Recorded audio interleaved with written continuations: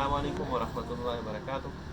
ملګرو ته تاسو کتلی شئ دا موږ سره بانۍ ده صحیح شو، کوم چې د کور دپاره استعمالیږي، هوا دپاره، کباب په کړۍ کې، کبانو کې، مختلف دپاره هوا دپاره چې کوم استعمالیږي صحیح شو.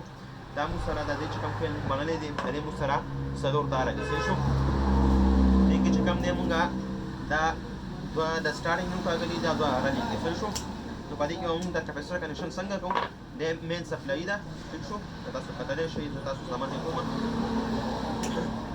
دا موږ سره څلور تاره دي. په دې کې به دوه راوالو، یو رنینګ او یو سټارټینګ صحیح شو. دا یو رنینګ دی، دا سټارټینګ دی، دا هم راوالو داسې به یو ځای کړو ټیک شو. دا زموږ کامن شو، دا موږ ډایرکټ سپلای شو ټیک شو. دا یو دوه تاره راغلي د سپلای نه ټیک شو. دې له به موږ یو تار داسې ورکړو ټیک شو. دا یو شو، پاتې شو دوه تاره،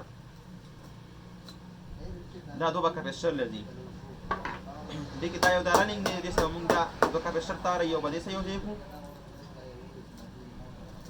او دا د سټارټینګ تار دی یو به دې سره یو ځای کړو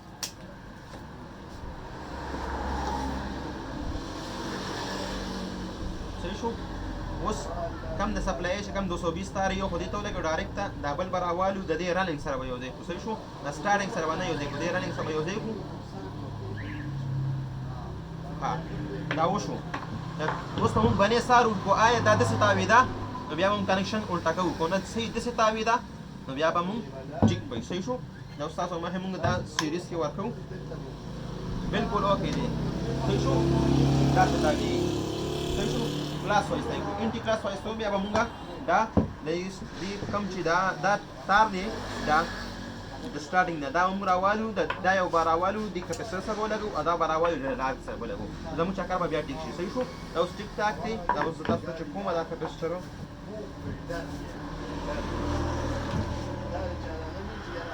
بلکل اوکې شو. ها کتلی شئ دا زبردست دې طریقې سره تاسو کوئ کنه شو بلکل اوکې به راځي.